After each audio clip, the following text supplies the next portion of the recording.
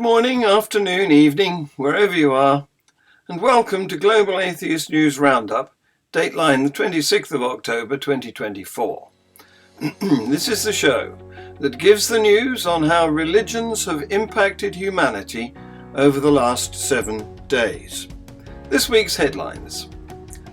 Son of Hamas co-founder speaks to the European Parliament. Israel, Iran and the Middle East proxy wars explained. Authorities failed to enforce the law again. IDF tells the world where Hezbollah's hoard is hidden.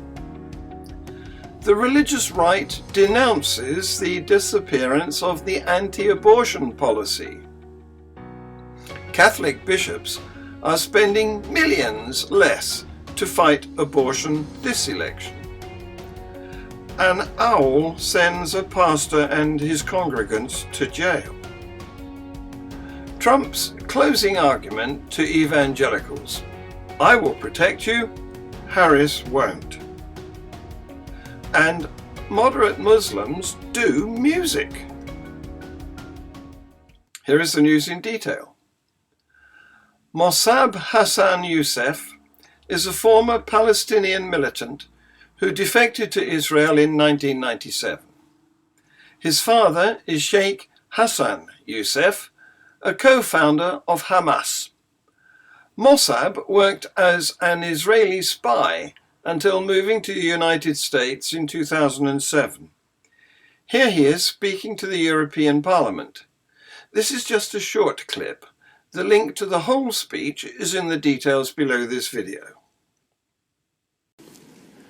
Thank you for finding the time to listen. I see many members absent, unfortunately. I thought this would be a great opportunity to share first-hand experience, and most importantly, I'm nothing but eyewitness. And it looks like many people want to decide on behalf of the children in the Middle East without listening to the children, without listening to a child of that conflict. It's not important to have someone who have lived it, to provide first-hand experience and information, so when they make their decisions on our behalf, on behalf of the children in the Middle East, they don't make mistake. For example, by funding criminals for decades from the public money that has been advancing terrorism and chaos that brought us to this low point of destruction and barbarism. And of course, none of them would take responsibility. They want to sit in comfort and decide on behalf of this generation and the next generations. It's not important for them to come and take a seat for half an hour and listen. Former head of British forces in Afghanistan, Colonel Richard Kemp, gave an informative interview to Konstantin Kisin and his colleague on trigonometry, calling for the court-martial of President Biden. Again, this is well worth watching in full. The details are below. You're the former head of British forces in Afghanistan. You chaired Cobra. So when you say the President of the United States should be court-martialed, what are you talking about, and why do you say that? His action in relation to Israel has been catastrophic. I would say treachery. Hamas know they can never really defeat Israel. They may want to, but they know they can't. They're not that strong. And so the only way of getting rid of Israel is to delegitimize it. Most of the Arab countries in the region are right behind Israel. They want Israel to defeat Hamas. They want Israel to defeat Hezbollah. They want Israel to defeat Iran. This is the first army in history that I know of that has deliberately wanted its enemy to kill its own civilian population. What's your evidence for that, Colonel? Sherry Markson speaks about the tsunami of hate that has plagued the world. Authorities have failed to enforce the law as pro-Palestinian protesters celebrated the life of Hamas leader Yahya Sinwar. They called the terrorist leader a legend who will inspire resistance, in other words, terrorism, around the world. These are scenes I never imagined we'd see in our safe country. It's racism I never imagined would be tolerated by political leaders. This was Hyde Park in Sydney yesterday. Severely injured, he threw a stick at a drone in final defiance against the illegal Zionist occupation. He died a warrior's death amongst his men, one with his people in defense of his land, of the innocent Palestinian children slaughtered against a genocidal invader and occupier and colonizer. In his death, he became a legend to be told for centuries, for his story will live on to inspire resistance all around the world. That is clearly celebrating a terror leader who killed 1,200 Israelis and foreigners and also caused thousands of Palestinians to die. But her next remarks, in my view, are not only hate speech, but arguably incitement to violence as well. Until our last breath, we will keep fighting this Zionist occupation. Leaders may fall, but the idea of resistance will never die. His martyrdom exposed Israeli propaganda. After watching their family torn into pieces, they see one option and one option only: that they die fighting like the legends that came before them. Yahya al-Muqawama, the resistance lives on. Thank you. How can this be condoned under our laws? How can the police and the politicians fail to lift a finger as persecution of Jewish people and celebration of terrorism takes place openly on our streets? Want to know where Hezbollah keeps its stash? Watch this video. Tonight, I am going to declassify intelligence on a site that we did not strike, where Hezbollah has millions of dollars in gold and cash.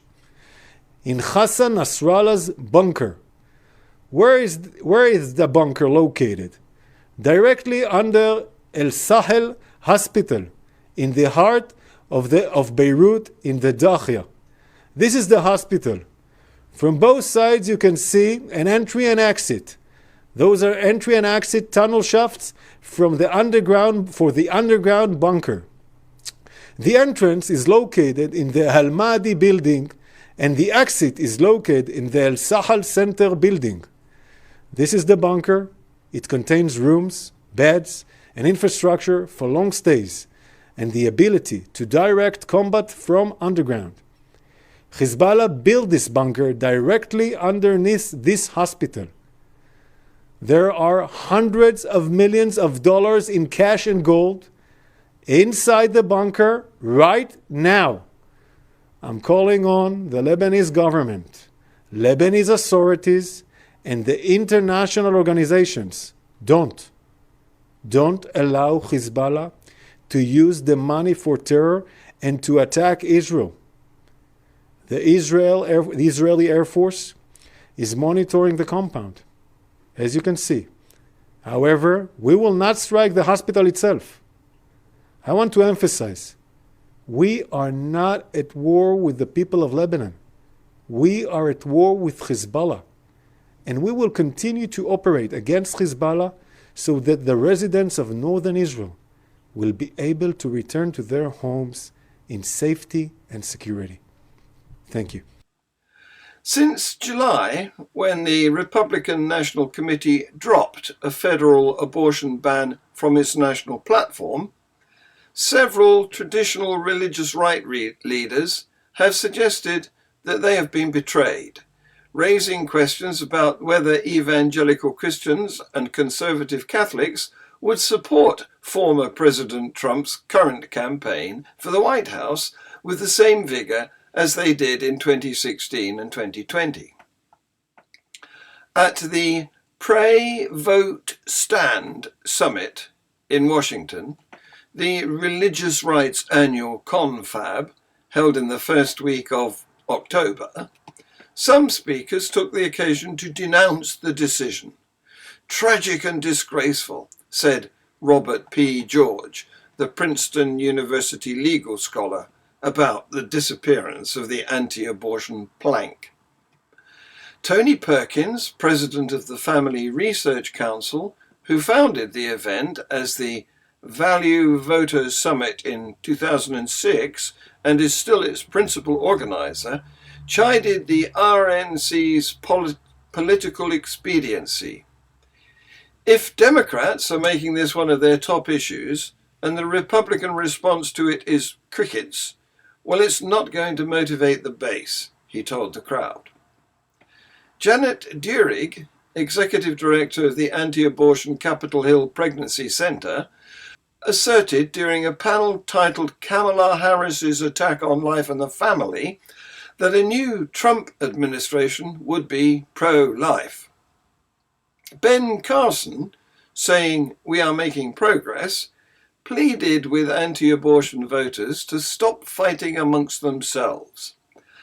And Californian pastor and radio host Jack Hibbs stated plainly, I want someone in the White House who will save more babies' lives than Kamala Harris. There's no doubt about that. I'm voting for Donald Trump. 10 states have abortion on the ballot this year, yet Catholic bishops have contributed money in only 3 of them, and significantly less than they donated to anti-abortion initiatives in 2022. In fact, if you add up the donations from bishops in all 10 states, it amounts to just over $1 million. That's less than a third of the $3.68 million that a single Kansas archdiocese spent in 2022. But the Kansas bishops lost. Voters rejected the measure that would have altered the state constitution to remove the right to an abortion. Bishops lost in Ohio, too, where they contributed $1.7 million to a political action committee set up to fight an abortion rights ballot measure, which ultimately passed. In all 6 states that had abortion ballot measures in 2022, voters sided with abortion rights. In Arizona, where the race is expected to be tighter, bishops do not appear to have contributed any money to the anti-abortion PAC campaign, according to the data from the Secretary of State. The trend is even more dramatic when anti-abortion groups are compared with their opponents. In Florida, organized efforts to prevent a right to abortion have collectively raised around $9 million this year, whereas supporters of abortion rights have raised more than $90 million. There's a huge belief among people in South Africa that an owl brings bad luck and evil. However, these church members had to learn the opposite, that keeping an owl safe and alive would bring blessings, and torturing the bird will definitely bring bad luck. This was after they abused the bird and had to face the mighty wrath of the law.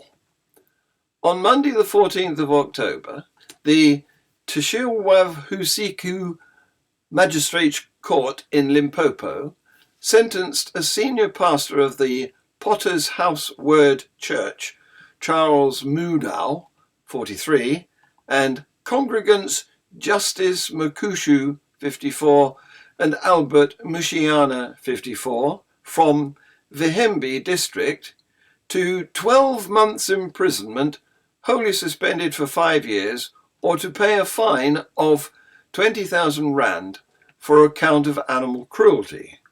This after the holy offenders were found guilty of killing an owl and after putting it through a cruelty process.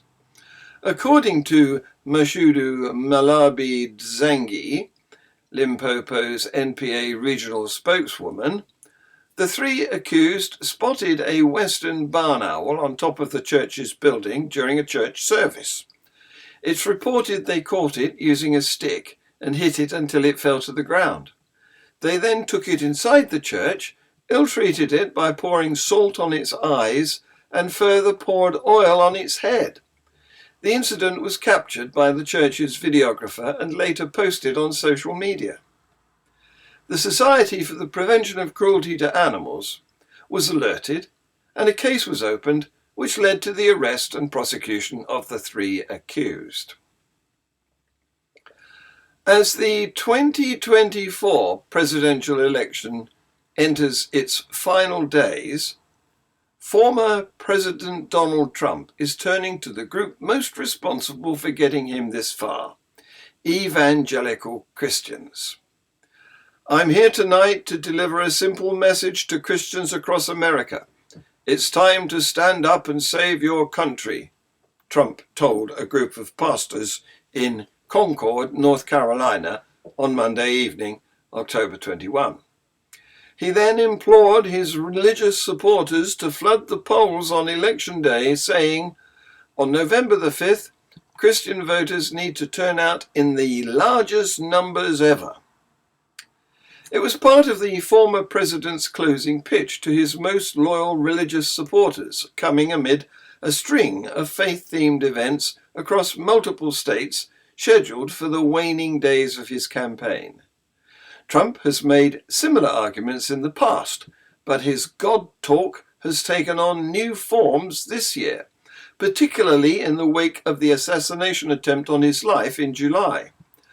While the former president's backpedaling on abortion has frustrated some of his religious supporters, prompting questions of turnout, evangelicals who advise Trump are adamant he will not only retain his long-standing support among their group, but also surprise Democrats by making gains among Hispanic evangelicals as well. The string of faith-leaning events is something of a pivot for Trump this election. While he has engaged with religion this campaign season, he has sat in for calls with evangelical leaders and made headlines for promoting a God Bless the USA Bible with the tagline, "We must make America pray again."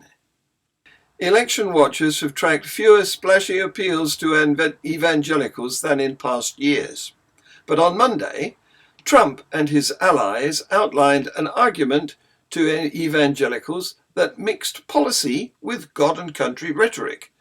Before he took the stage in North Carolina on Monday, the former president's son, Eric Trump, warmed up the crowd with a fiery speech that implied his father was chosen by God.